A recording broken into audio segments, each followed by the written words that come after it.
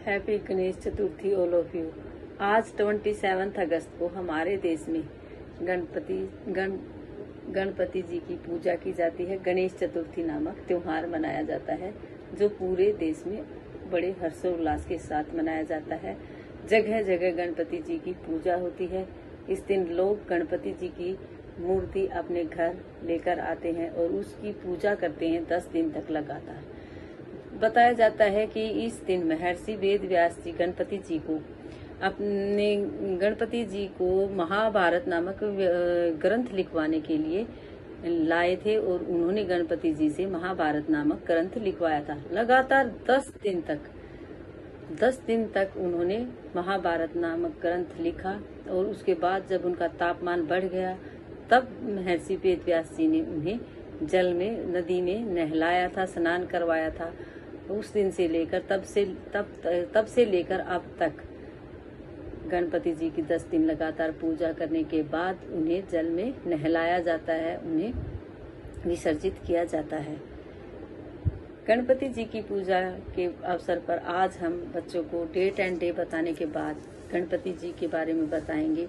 बच्चों को पहले बताएंगे what's the date today 27 August and what's the day today.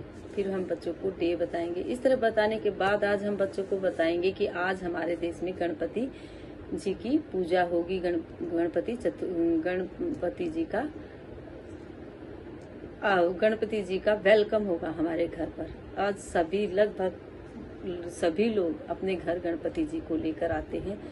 जिन लोगों को गणपति की कहानी पता है वो उनकी कहानी हम बच्चों को बताएंगे। वही कहानी आज जो की गणपति जी के वाहन कौन थे, चूहा, मूषक, जिसे मूषक कहा जाता है, गणपति जी का जन्म कैसे हुआ था, यह हम बच्चों को एक कहानी के रूप में सुनाएंगे। किस तरह से पार्वती माँ ने अपने मैल से गणपति जी को बच्चे का रूप दिया था और फिर उसमें जान भर दी थी, क्योंकि माँ पार्वती देवी है और उनमें शक्ति थी इस तरह से जान भरने की। उन्होंने उसमें जान डाल दी और वो एक बच्चा बन गया। जब वो नहाने गई तो उन्होंने उसे दरवाजे पर खड़ा किया कि कोई भी अंदर न आने पाए। गणपति जी माँ की हर बात मानने वाला था, इसलिए उन्होंने जब शिव जी भगवान नंदी बैल के साथ और कुछ सैनिकों के साथ वहां आए तो बच्चे ने उनको अंदर जाने नहीं दिया। इस पर शिव भगवान को गुस्सा आ गया और उन्होंने गुस्से में लड़ाई करते करते सभी जो देवता थे वो सब वहां आ गए उनका क्रोध देखकर, और क्रोध में उन्होंने गणेश जी का धड़ से सर अलग कर दिया।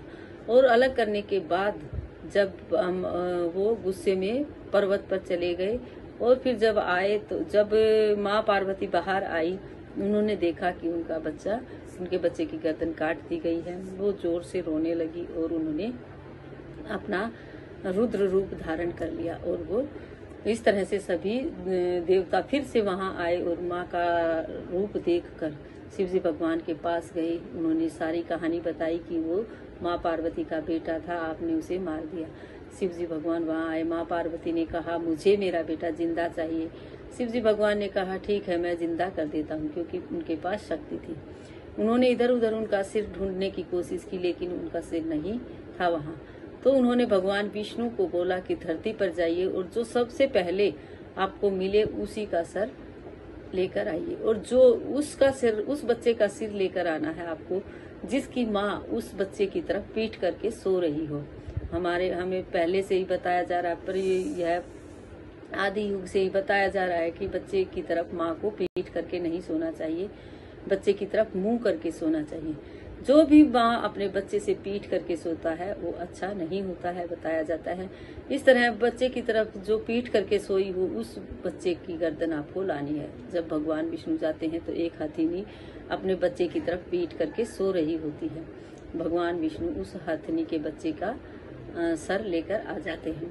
सिर लेकर आ जाने के बाद भगवान माँ पार्वती शिव जी भगवान बोलते हैं कि ये क्या रहे कि मैं क्या करूं भगवान, आपने ही बोला था कि जो सर्वप्रथम आपको ऐसा मिले जो माँ की तरफ, जो बच्चे की तरफ पीट करके सो रहा हो उसकी गर्दन लानी है, और मुझे यह हाथी का बच्चा मिला। तो उन्होंने गणपति जी को यह हाथी के बच्चे का शीश लगा दिया। तब से गणपति जी की सूंड है और गणपति जी की तरह ही यह सब होता है।